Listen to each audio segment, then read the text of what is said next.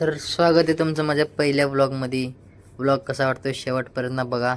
तर नमस्कार मित्रांनो. तर कामावून सुट्टी झाल्या चैतन दादा आलता बघा मला व्हिडिओ दाखवत.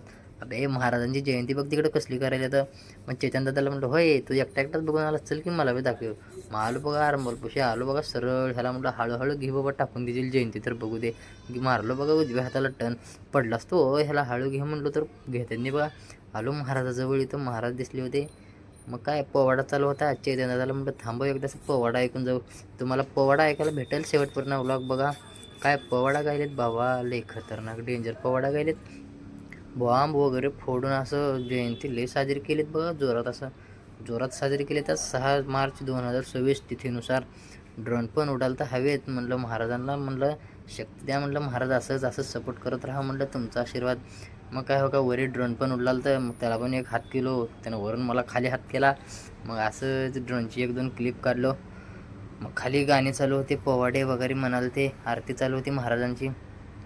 म्हणलं चपला वगैरे काढावे म्हणलं, ड्रोन उडालता बघा. ह्याला तर 4 लाईटी दिसायलेत बाबा लई. तुम्ही पब्लिक बघा हो, प्रत्येक मावळ्याच्या डोक्यावर भगवी टोपी आहे.